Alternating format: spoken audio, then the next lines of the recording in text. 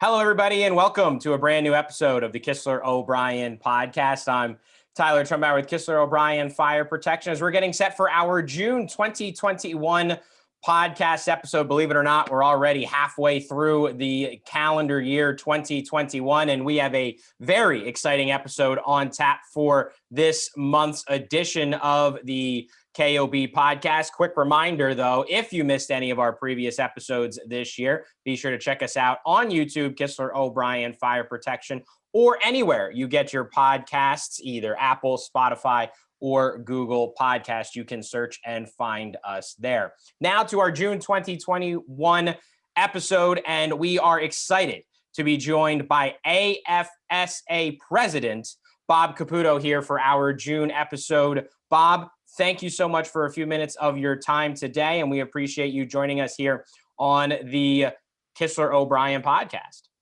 My pleasure, Tyler. Thank you for having me.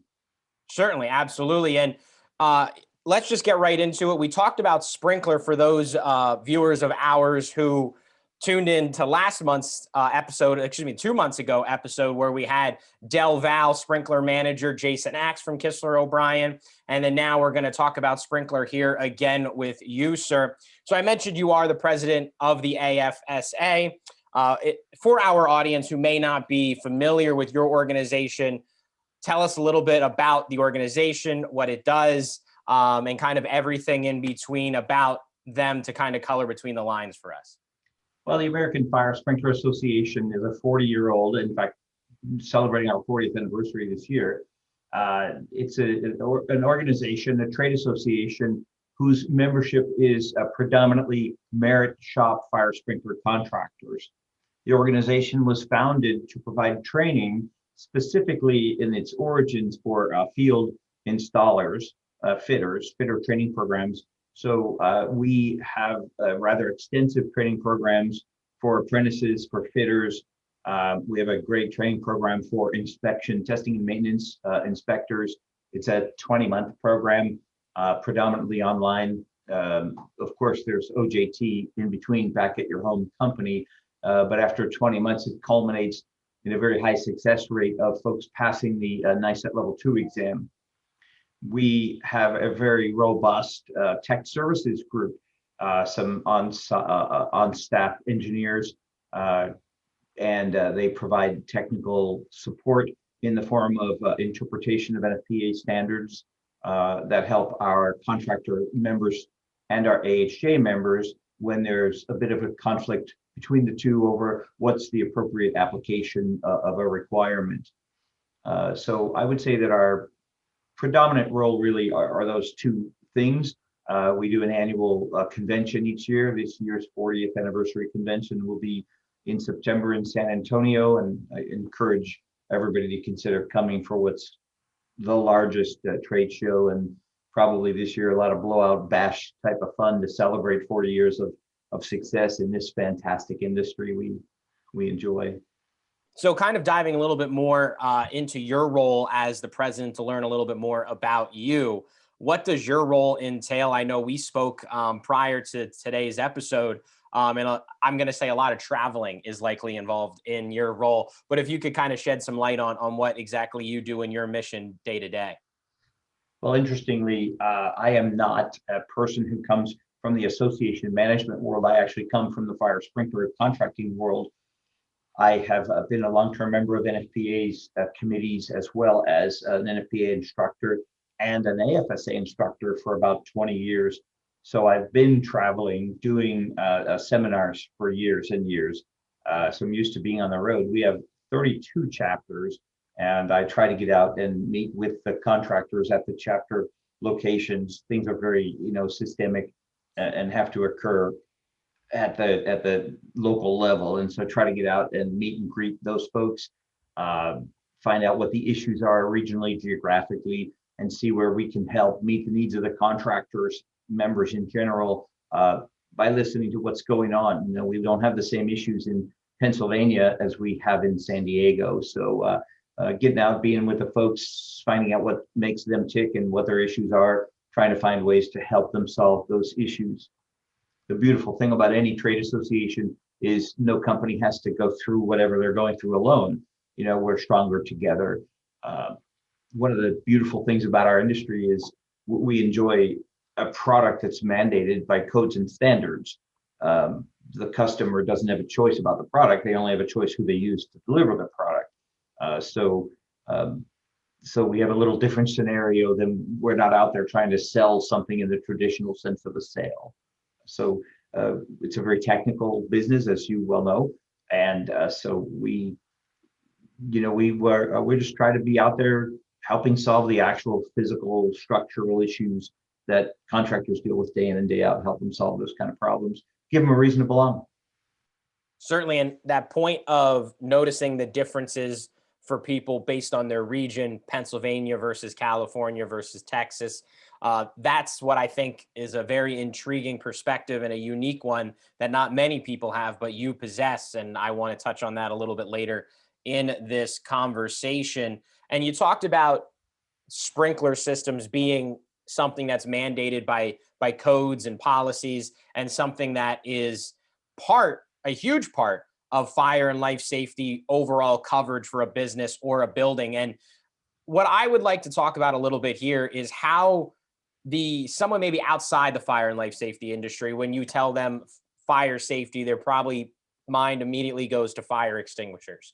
But how important are sprinkler systems, and not only just having one, but maintaining it, having the correct one for what your business and building does, and making sure that that's inspected and maintained consistently? How important is that to the overall life safety plan for their company, their business, and their people?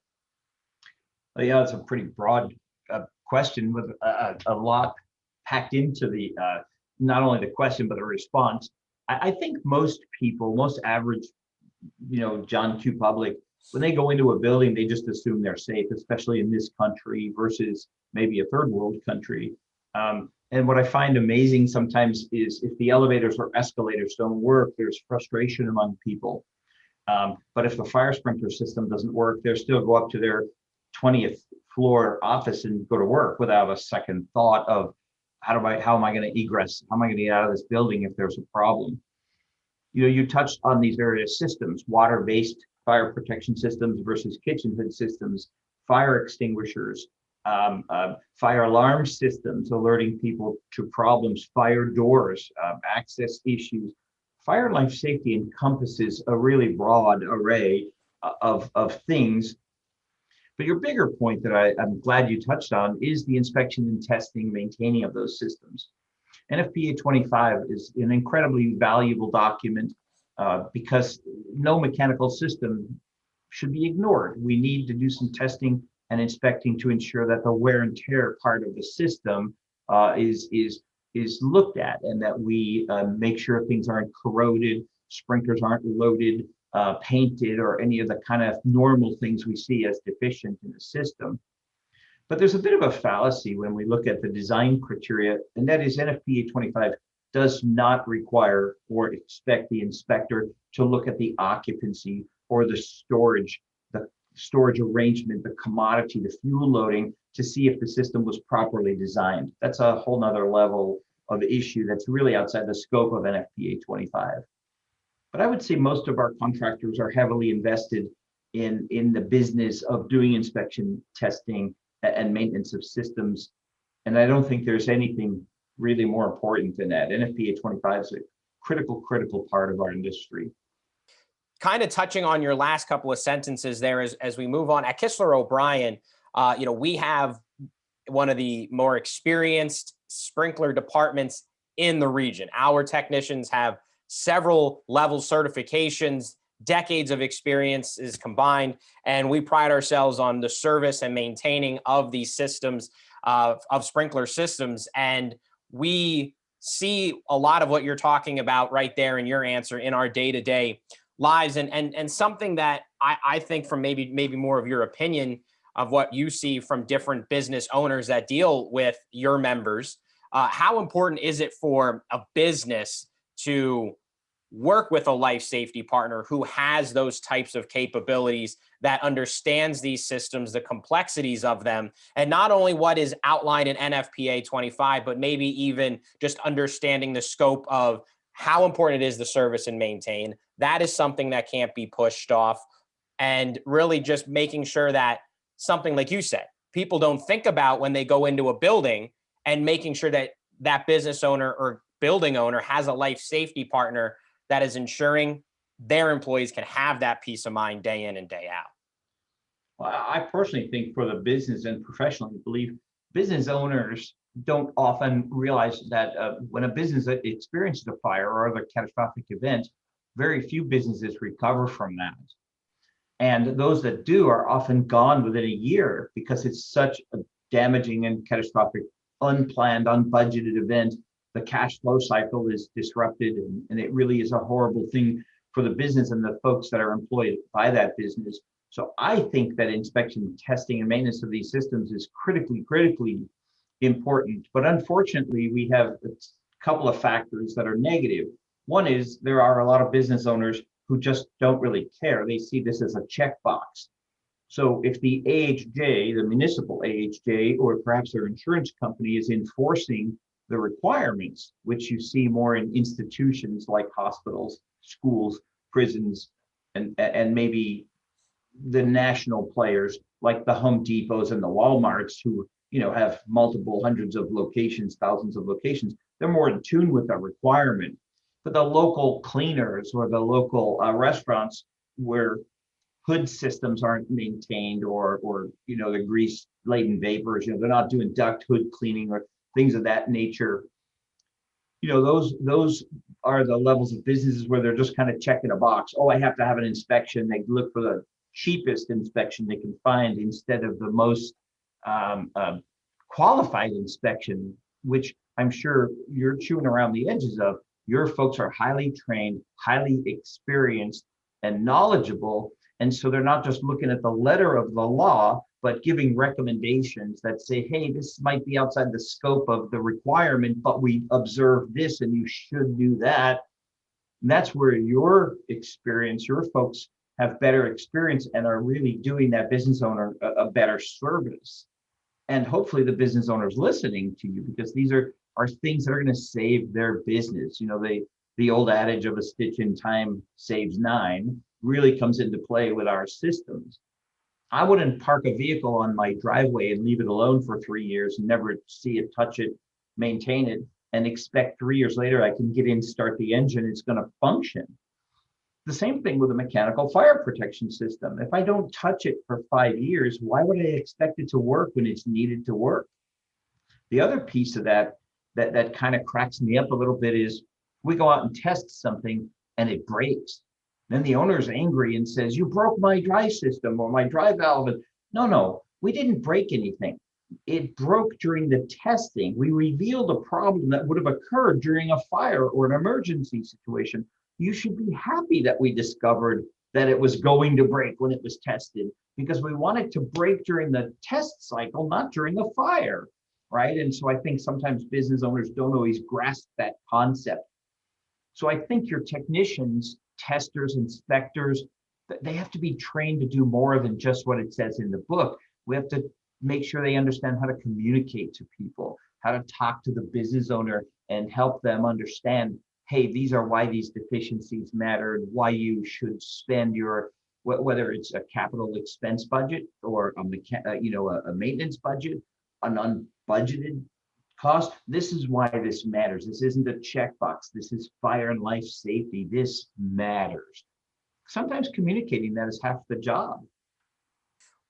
How has COVID-19 pandemic and the ramifications of it impacted the fire and life safety business from what you have seen in your visits across the country? So I'm going to give you a couple of answers to that. First, we were fortunate to participate in an effort at the beginning of this pandemic to get government to acknowledge that our industry was a critical industry. And so work didn't stop. It was unfortunate to see some of the requirements for inspection and testing to be delayed, because it doesn't matter, pandemic or no pandemic, these systems need to function. And as you know, even if a building's not occupied, inspection, testing, and maintenance are still required to be performed by code. Here at AFSA, we've experienced a bit of a drop in membership because, as you know, when times get tough and cash flow gets tough, business owners make decisions to cut out things they deem to be not critical, and oftentimes memberships can be that. I don't want to compare us in any way to a club membership, but if you got to cut stuff out, I'm sure people who belong to a country club, which by the way I never have, but if you belong to a country club, maybe that's the first thing you're going to have to cut from your personal budget. I discourage people from getting out of their industry's trade association. We have so many more issues than just the business at hand affecting us. But clearly, the pandemic is going to change lives as we know it forever and ever. A year ago, I was on flights where there were 10 people on the entire plane. In the last 2 months, every flight I've been on has been full to the gills. We are getting back to normal. Are we going to see people go out bowling and stick their fingers in a bowling ball and go back to their seat and grab some nachos with the same fingers again? Yeah, I don't know. People are going to be a lot more aware of germ issues, be a little bit more germophobic, if you will. I don't think we'll ever go back to what normal used to be. Maybe we shouldn't. I don't know. I've had COVID-19. I've been vaccinated. I don't have the fear. I'm not saying there's a problem with masks, but you don't see me wearing one. Don't expect you to infect me over the internet here. But frankly, I just am so, like so many people, I am personally just so over this thing and want to get back to normal. But as far as cash flow and as businesses and the health of businesses, I think you're going to see more of this, what we're doing right here, more Zoom calls, more hybrid meetings. And I invite our chapters to have hybrid meetings. One of the exciting things that we're doing here at AFSA is bringing a new training piece to our apprentice program, which is going to be twice a month online distance learning, so that our apprentices don't have to come to a training facility once a month or twice a month where they meet with a live mentor or live trainer. They can do the classroom piece, more Zoom-like as we're doing here today. I think that the reality that the pandemic has brought to us is we can do more business electronically.